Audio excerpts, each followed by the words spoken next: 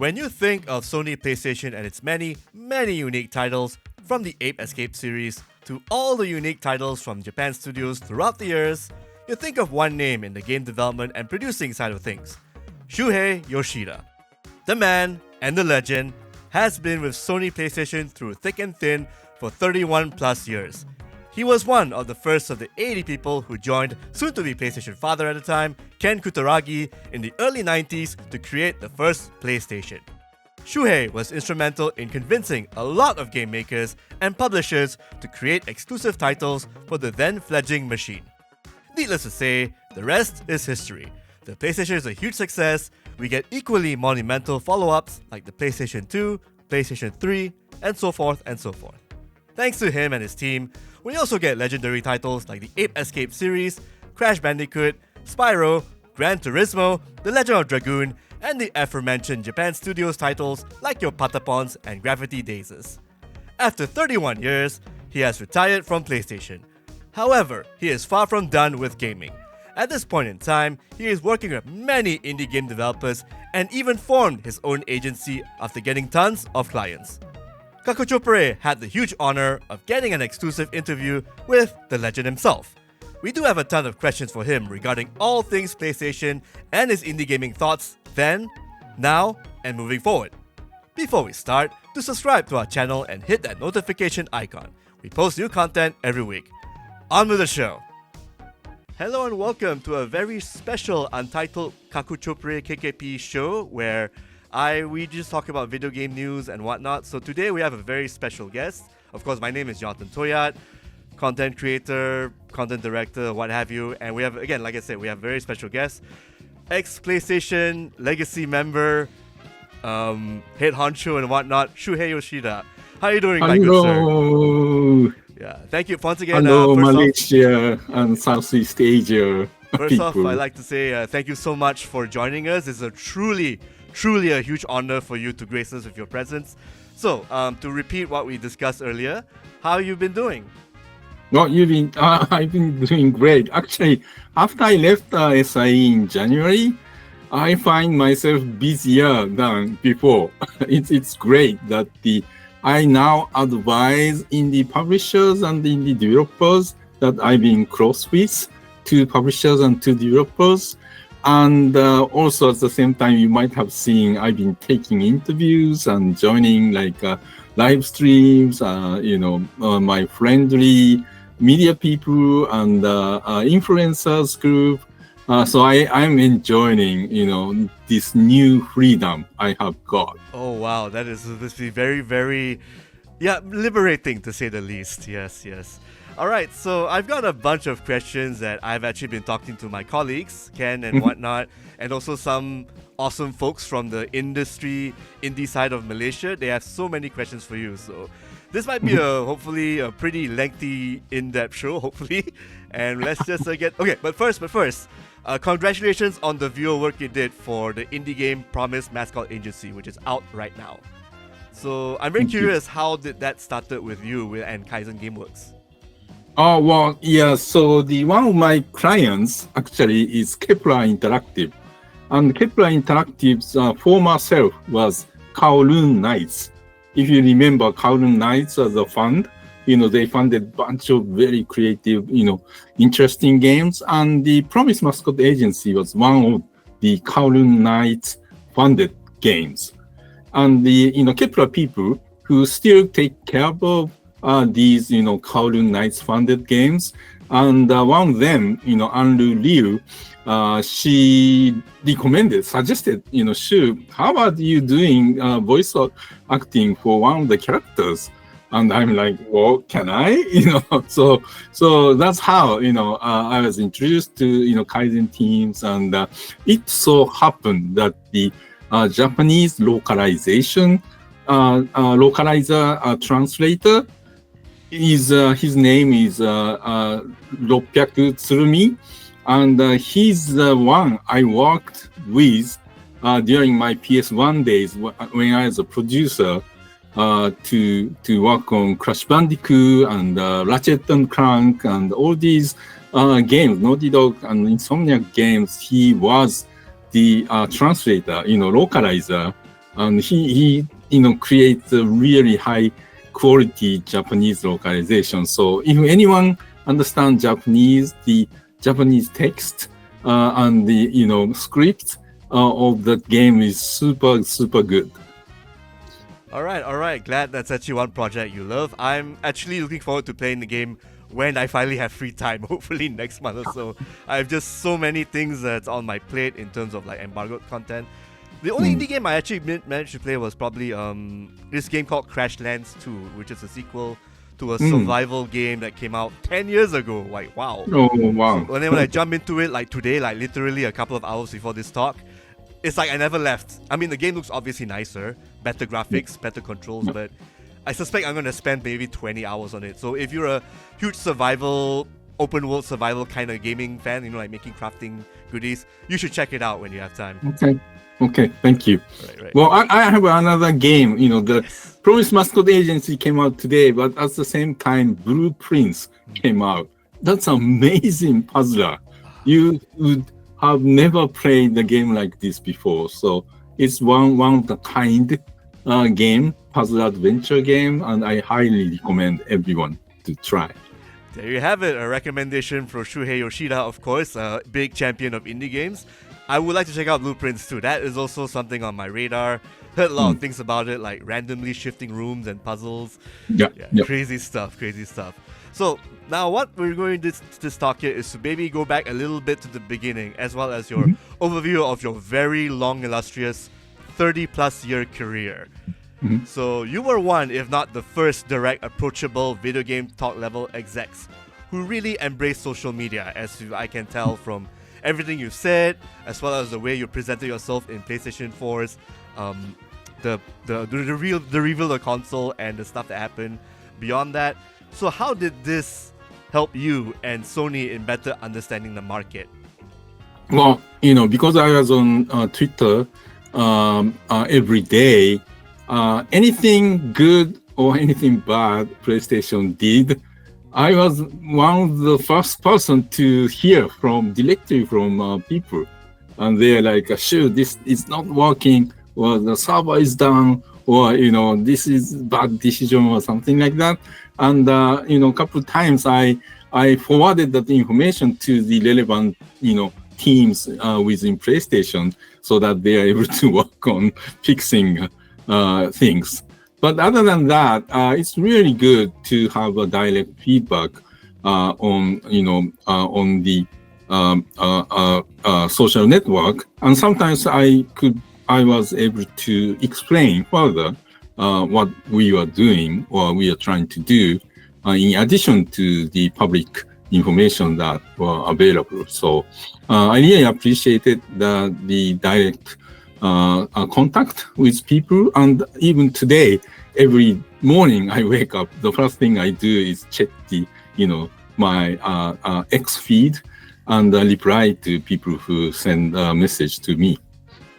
All right. How did your peers at Sony Interactive Entertainment took it? Like, did you receive pushback on how you represented the company? Well, the PR department was watching my Twitter.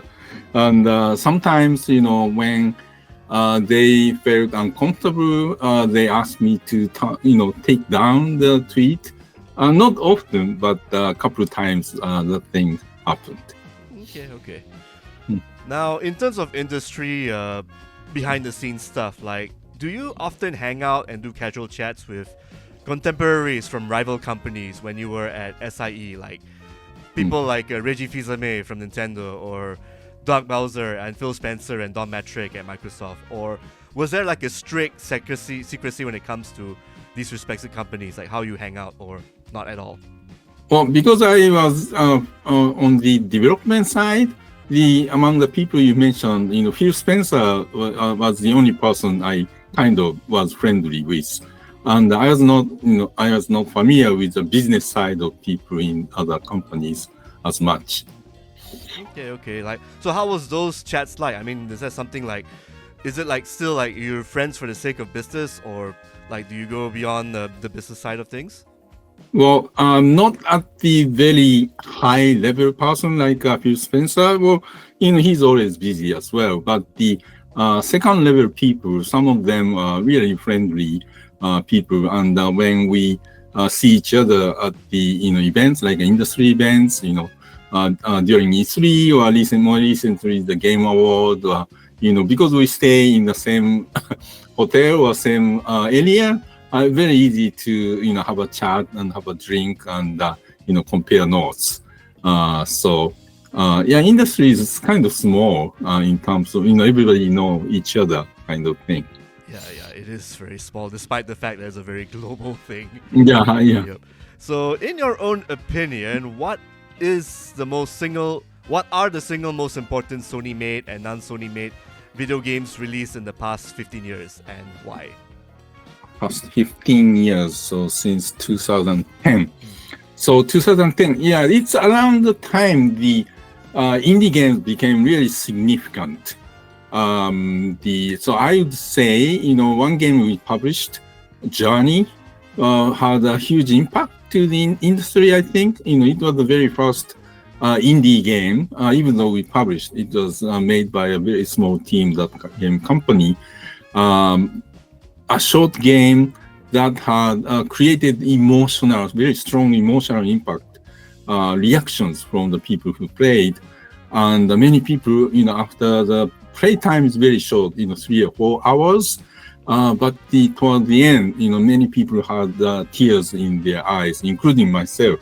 I was thinking about my grandmother, who passed away a couple of years before the game came out. So I think that was the moment that the industry realized, wow, small game or indie game can have huge impact, and the game did take a lot of industry awards. And from the games we didn't work on, Minecraft also came out around the same time, caused by solo developer, had a huge impact, influence, and empowered lots of consumers to become the content creators. And many people, like young people, learn how to build things, architectures, and some people aspire to become architect after playing, so many hours of Minecraft. So it was very educational as well. So that has had a very significant impact to the industry, I think. It is a really big game, yes, for sure. Are you gonna check out the movie anytime soon, or no? Well, maybe not, but I see people really enjoy still, creation, especially get together on the server and collaborate. That's amazing, too, for them. Okay. Is the movie out in Japan yet? The Minecraft movie? I'm not sure. I'm not aware. Okay. No worries. It's a kids movie, so here's what you'd expect. Yeah. Let's see. Given a blank check to remake a classic title with all the capabilities of modern gaming, which one would you work on? Which one would you work on?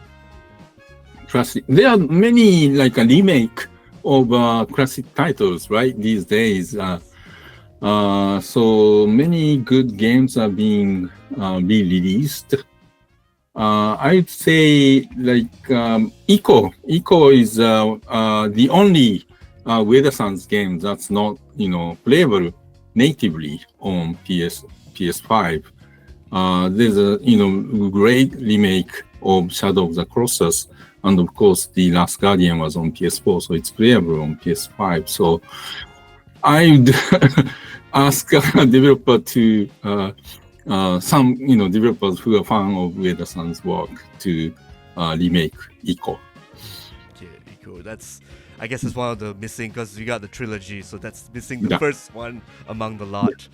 Yeah. You could still play from the streaming, but not natively. Might have to dust off a PS2. Yeah, that's for sure. All right, so I want to go back to a particular time. I believe I interviewed you about the PS Vita a long time ago as well. But that's something I also want to bring up, the PlayStation Vita, the most high-end portable that PlayStation has made. So do you think the PS Vita came out too early? And would it fare differently if maybe it came out later, 2019 or even 2025, under different technological upgrades and whatnot? I think the Vita was too late. Because the smartphone has become, gaining more popularity as a gaming platform, even though that, very different kind of games. But in terms of people holding a device, on the go and can spend some time anywhere, everywhere, the smartphone really took over the position of portable gaming. So the PSP did great. So did the Nintendo DS, but the next generation 3DS, even though it did much better than PS Vita, didn't do the same numbers as the Nintendo DS. And I think the biggest challenge that we had and we learned was as a company, because PS Vita was totally different platform from PS3 or PS4, managing two different platforms at the same time was too much, too hard, too difficult in terms of resources. Like I was managing first party, so I had to divide the development resource to this team makes a game for PS Vita, this team makes a game for console. But as we approach PS4 launch, we need more teams working on the PS4 titles. So we had to shift some resource from PS Vita development to PS4. So everywhere in the company, all company resource had to be divided into two different platforms, and that was almost impossible to support. And I think the situation was the same for Nintendo because they also had console and portable, and they unlike us, they did better on portable than their consoles. But still, the same situation, they had to allocate the their resources into making games for portable or making games for console or other marketing support. So I believe one of the reasons of the Nintendo Switch success was they are able to combine the both, just one platform for as both console and portable, right? So they are able to put every resource, all the resource to support one platform. So in terms of PlayStation, we just dropped portable so that we are able to focus on console. So among all the games on the PS Vita, which was the one that stood out to you in terms of would actually you're proud of publishing on the PS Vita, like among all the games on PS Vita? On the first party, I was very proud of Gravity Days. As one of the launch titles, the team did really good job of using the portability and gyro sensor capability to be able to move the system and aim different angle to launch Kitty. So that was one of my favorite. And from third parties, my favorite games on PS Vita was the Persona 4 Golden. That was such a beautiful game to play on the go. Yeah, it was actually the perfect time to have a revised Persona game on that. And Gravity Rush, that was the reason why I bought myself a PS Vita at the time. It was one of my favorite titles. In fact, when I was at GameSpot, I kind of begged to review the game, but I couldn't in the end. But someone else did it, and then I told them, please give it a high rating. It's really, really good when I played it at the time. Yeah, but what are they gonna do? Yeah, so we ported the game to PS4, and Gravity Rush 2 was made for PS4, and it was beautiful and great. But it's not like you have to always look at the screen, right? TV, and you are moving the controller without looking at. So it's not the same as moving the portable system, as if you are looking through the screen into the world of Gravity Days. Speaking of which, the game is directed by Keiichi Toyama, if I'm correct. What was your relationship with him then and now? Are you still in contact, doing stuff in the future? Well, actually, one of my clients, I'm an advisor of Boca Game Studio. That Toyama-san's new studio. They released the game, Split Ahead last year. So because I was very close, they used to work for me, and the team became independent after Japan studio was shut down. So I've been close with them, and I was very happy that they asked me to be an advisor for them. So, I'm gonna work with them for their next project. All right, I'm looking forward to that upcoming next game that they're doing. All right, now let's just switch gears a bit. Why do you think, like, we're talking about the PlayStation VR, like, why do you think the PSVR and the PSVR 2 did not get a bigger reception than it should deserve? Yeah, well, I was personally very heavily involved in the actual development of the hardware, PSVR 1, and I became like the spokesperson representing the company.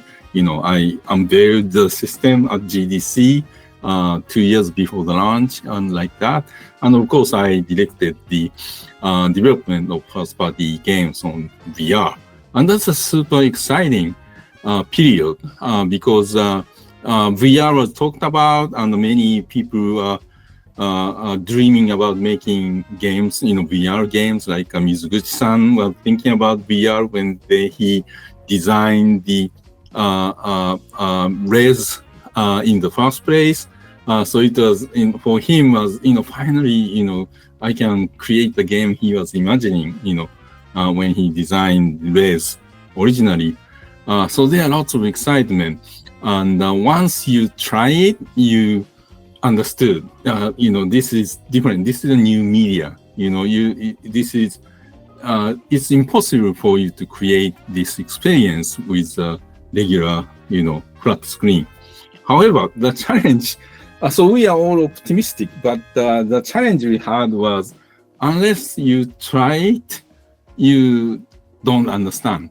And because of the demand of the technology, you have to render, two different, images and challenges. When we show the VR games on YouTube, for example, it looks like a last generation game graphically. So it's impossible to communicate the experience of playing VR games through the flat screen. So that was the biggest challenge.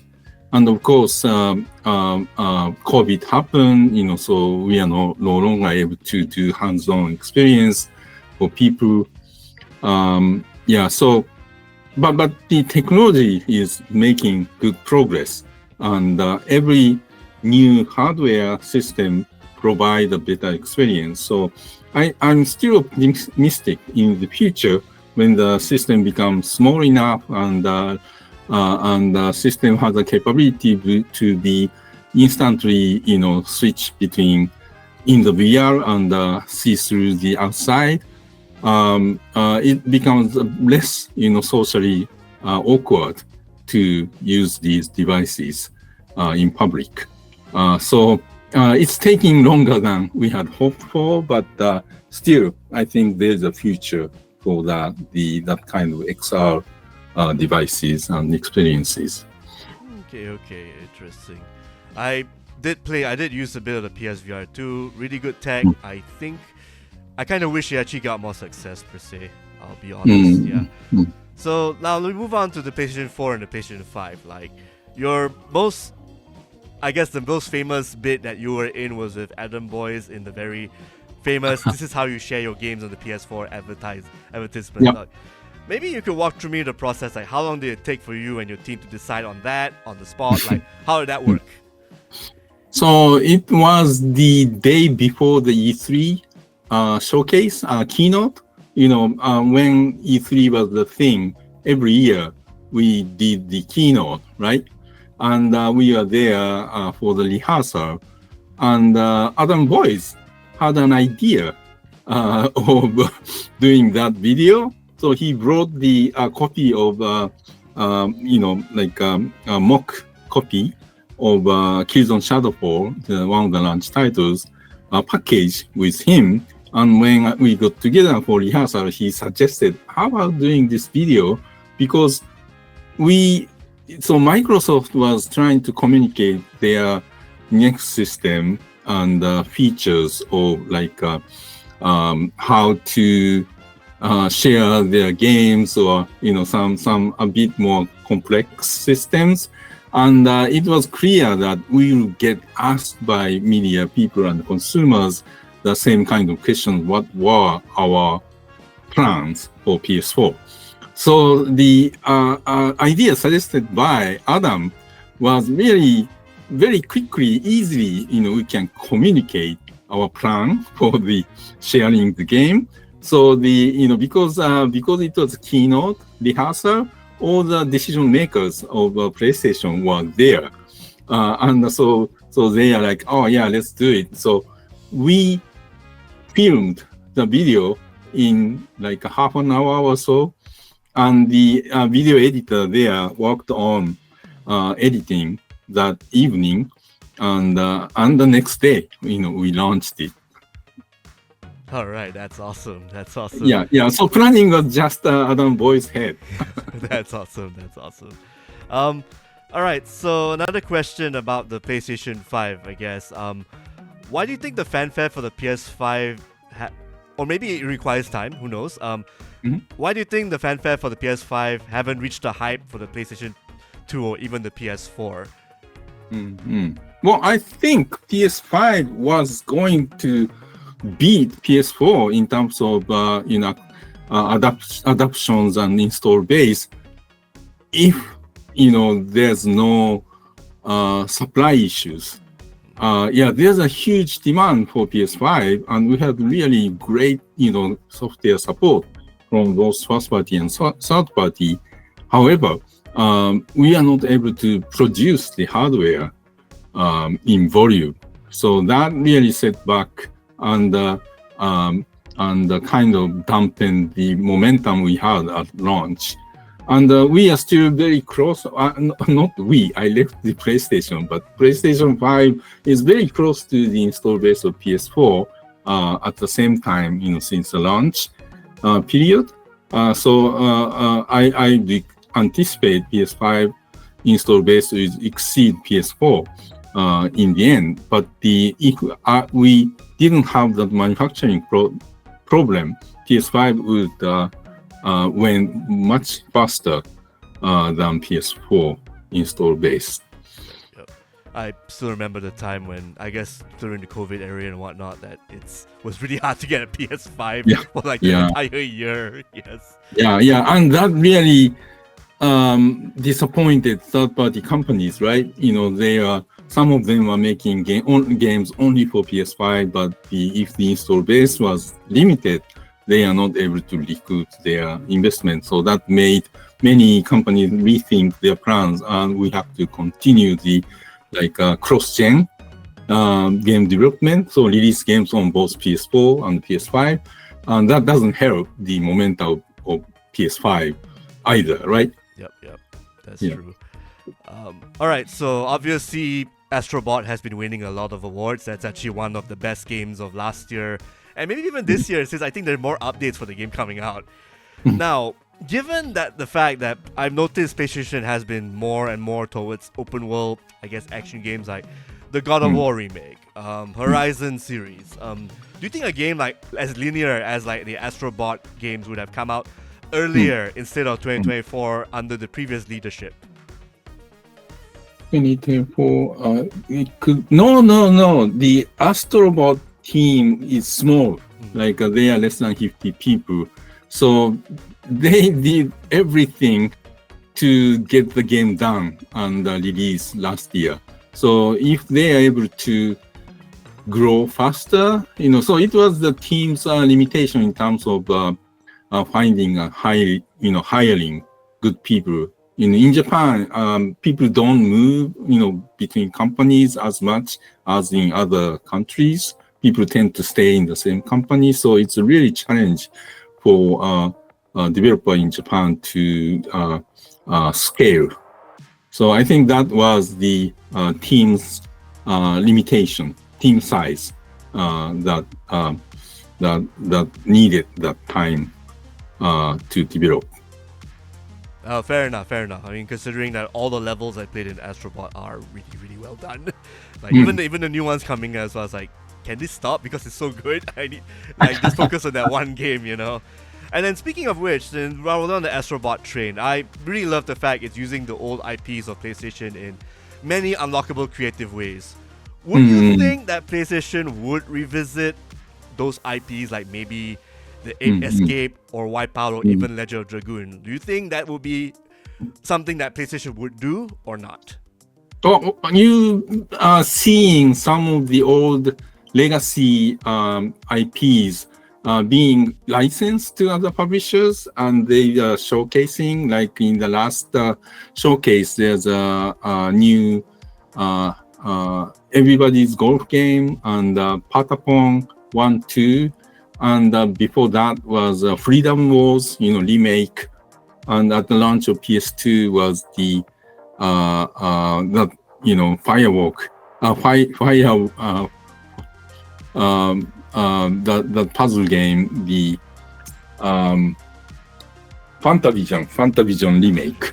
Yeah, so these are all handled and developed by the external team because the original teams in Japan studio are no longer there, and the new management of the first party, like Herman's team, are more open to license the IP of the games to other publishers to make a remake or make a new game. So the IPs you mentioned, like Ape Escape, it's very possible if some publishers want to make a new game or a remake of the old game, first party will be open to license.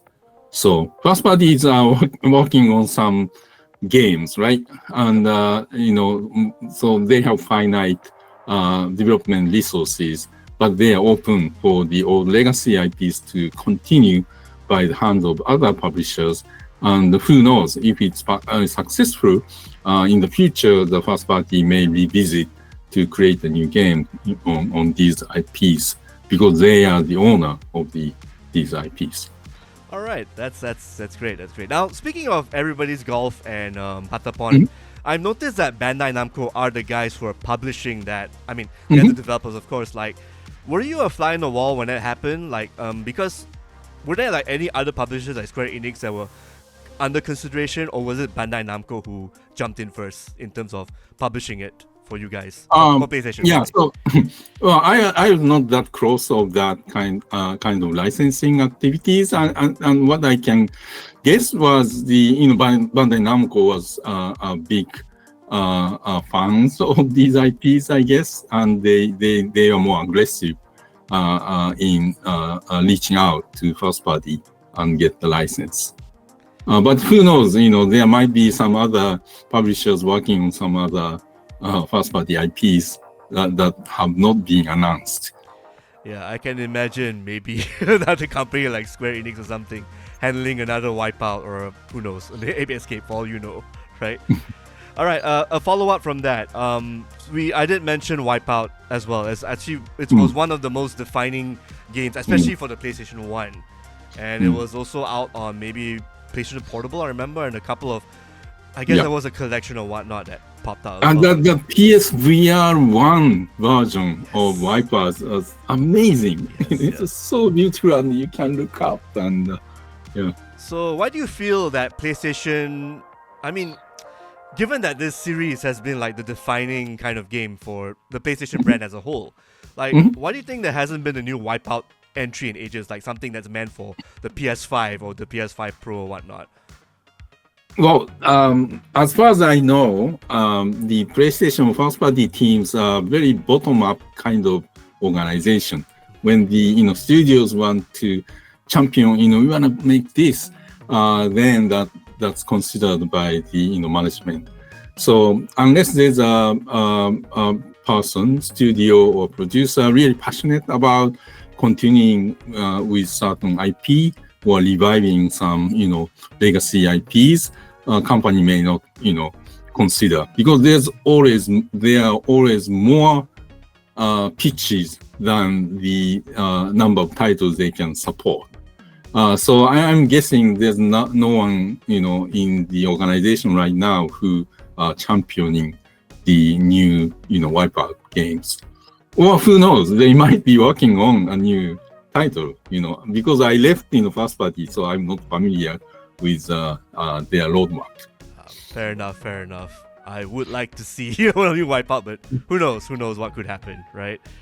All right, so let's talk a bit about the future. Like, how long into the current life cycle of a console before Sony or Microsoft would start working on a next generation of home consoles? Well, in general, I was not, part of the next gen kind of development teams when I was at PlayStation. But in general, as soon as a new hardware platform launches, the core hardware team start working on the next gen, whether it's the SoC planning or, some other researches. So, so PS5 launched in year 2000, right? So, what? Oh, no, sorry. 2020, right? Right. Yeah. So someone in the company in 2021 must have started, researching something already. That's my guess. And same for, probably Xbox as well. All right. So how far would they have both worked on the next console, or if I guess maybe like a 5 or 6 year gap, or? No. The last few cycles were 7 years. 7 years. I think. Sorry, 7 years. Yeah, PS3 was 13. PS4 was no. PS3 was 2006. PS4 was 13, so 7 years, and PS5 was 2020, another 7 years, right? So 7-year cycle. But because of the manufacturing issues that PS5 generation had, so the install base growth were kind of slower than we had anticipated. So I wouldn't be surprised if the cycle become longer this time. So instead of 2007, that's a 7 year after launch of PS5, it could be 2028. I'll be honest with you, I'd rather it be longer and longer because I really love how the PlayStation 4 and 5 have made graphics. It's all about aesthetics and whatnot and design in the end. I do feel that it has peaked in the sense that now it's just about like your art direction, about your technical capabilities and then making a game great. That's the most important thing in the end for me. Yeah. PS5, the game experience is great, right? Because of SSD. Yeah, there's no wait time for booting up, loading, almost non-existent. And buying new hardware is exciting, but it's almost like a tax, right? It's a price of entry into the new generation games. So you don't really want to spend that tax often. So and these days the problem is less about the lack of power from this system, but the cost of development of making one game, because the system allows a huge world or a huge asset in one game. So if you ask a publisher or studios, they would want to continue making games on the current gen, and they would be they'd be concerned if a new hardware is presented to them, and new hardware even allows a larger development. They are like, no, stop. Yeah, you're right. I'd rather they just take their time, just make it for the current one. It's already good enough as it is. It's really, really powerful and everything. Yeah.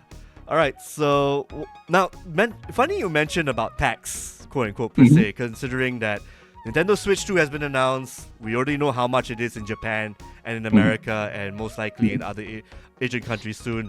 What are your thoughts about modern gaming? And I mean, things are accessible now, or do you think it's just getting more and more expensive, especially with the Switch 2's current price of $450 US, if I recall, or so?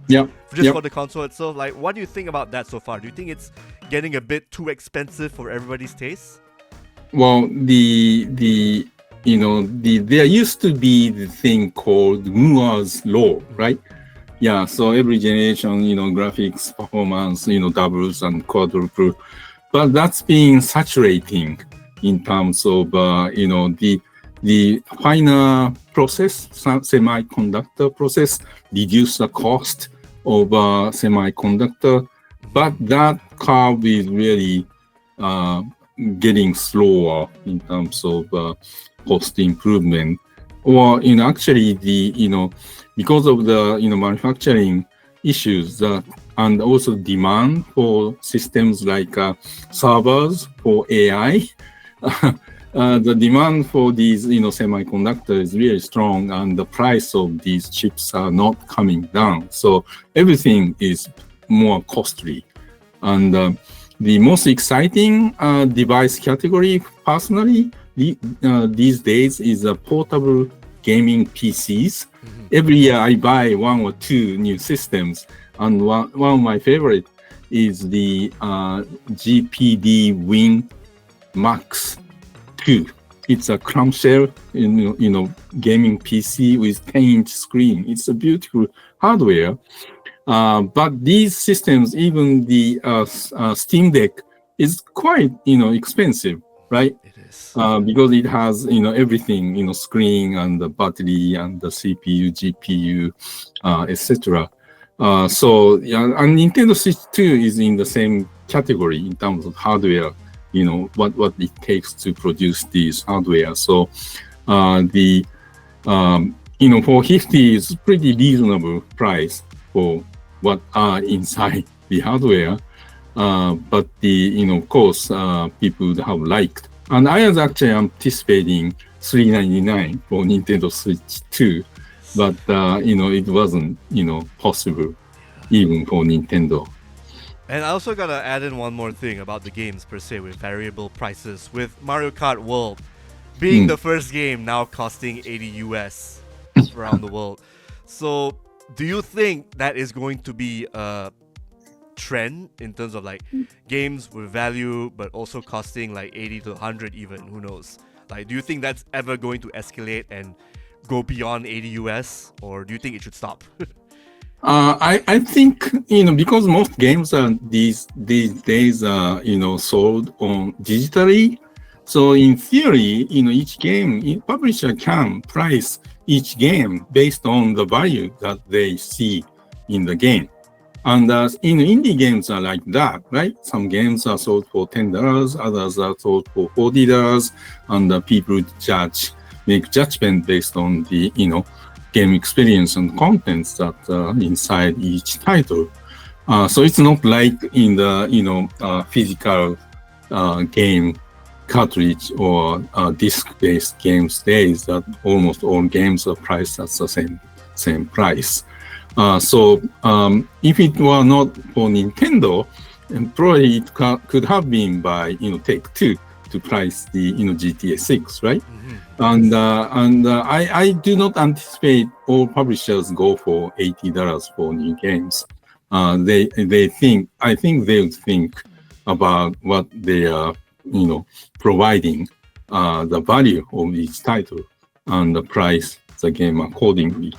Like Astro was a bit cheaper, right, from PlayStation. I think I paid 50 US for it or less. Yeah, it wasn't $70 game. It was not 70, that's for sure. Yeah. That's fair per se. So again, we won't know until we actually see the game for ourselves and play it and see the reviews. Of course, can't really make too much of a judgment until they're out anyway. Let's see. Now let's switch focus a bit on indie gaming, which is what we both like to. Got some questions from a particular one of our writers as well about asking about like indie game development has become much easier to get into with significantly reduced barriers of entry. Do you think that will change in the near future, or will it still remain the same? Well, I think it will just get easier and easier, right? The tools get better, and tools are available for free to download, Unity or Unreal. And these days, AI tools are being developed, and some, UGC tools like Unreal thing, or the inside the Fortnite or the Roblox. People are making contents and publishing games rapidly. So it just, that will escalate. That's bringing in all the new generation of creators, and they will create even, larger number of games. So, because in my mind, quantity will generate quality the cream of the top of all these creations would be amazing. So there's a talent, everywhere in the world. So at PlayStation, we are supporting the, developers in India with the India Hero Project, and they started a new project called the MENA Hero Project, Middle East and North Africa Hero Project, trying to encourage these developers in those regions to work on, new game development. So that will even support and invite more developers to create games. So, and I'm very optimistic. There'll be a bigger challenge of getting their games be seen by people, and your role would be even more important to find the good games and propagate to the more people who follow your channel. So, yeah. All right. Are there any genre trends you think are incoming for indie games moving forward? Well, indies, they create a new genre. That's their role, and there's always something amazing come out. Like last year, my two favorite indie games were Nine Souls from a developer in Taiwan, and also No Case Should Remain Unsolved, a solo developer, Sony, from Korea. And, these games are amazing. And so if there's any trend, I'd like to see developers from different parts of the world to create something very unique that, we haven't seen before. So I'm looking forward to play games from developers in Malaysia. And actually, one of the teams in Malaysia, Streamline, is working on the new game based on really popular TV IP, right? I forgot the name. Upin and Ipin.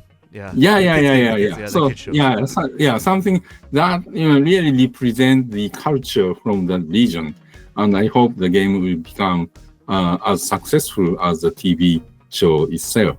I believe that game is built as imagine Grand Theft Auto, but obviously all ages, kids, and in the kampong, the very rural part of Malaysia, the jungle and everything. So all ages. Yeah, and the people in the world can kind of understand and experience the part of the world, that is Malaysia, the culture. Yeah, perfect. Now, what indie games really stuck out to you in recent memory as quote-unquote changing the game? Changing the game? Well, actually, the game just came out today. Blueprints could be one of these. You have never played the game like this. And last year's one of my favorite, No Case Should Remain Unsolved, is a 2D adventure game, but that game design has never been done before, even though technically that could have been made maybe 20 years ago. But no one, worked on that kind of UI or, puzzle solving. So every year, games like these come out. That goes wow, we have never seen game like this before, and that's the attraction of fan of indie games. Okay, now I'm really gonna have to check out Blueprints. Definitely. All right. This is like a two-parter last question. Now that you have more free time to yourself, what do you have planned, or what have you always wanted to do? In terms of life goals and whatnot. Yeah, so my goal after I left PlayStation was I'd spend half of my time working with some of the friendly indie publishers and indie developers, which I'm doing, and the rest of the time I wanted to do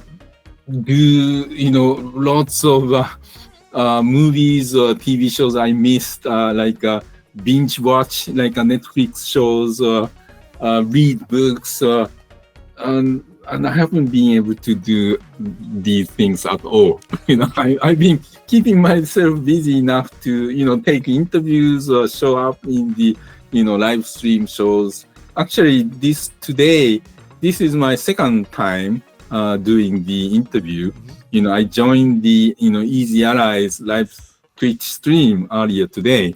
And I love doing these things, and so I'm enjoying, but I haven't been able to. Yeah, like I wanted to learn, cooking or wine thing, sommelier thing. Yes. Or, yeah, if I had time, but I haven't been able to do anything like that as yet. Okay, so it's safe to say that a hobby you may want to pick up is either cooking or wine tasting. Would that be? Yeah. Or binge watching Netflix shows. All right. Speaking of which, was there a particular show you would like to check out that you haven't seen during your tenure of work and whatnot? Was there anything that was on your mind, like any one or two series? Well, actually, I haven't watched any of the TV shows based on the first-party game IP. Like it's embarrassing to say that I haven't watched the Last of Us TV show or Twisted Metal TV show. I did watch the movie Gran Turismo and Uncharted movies. These are good. But so there are many popular shows that people talk about. I haven't watched. Yeah. I'd like to visit, but these shows come up, all the time, right? So the shows I haven't watched, it just keeps growing and growing. Yep.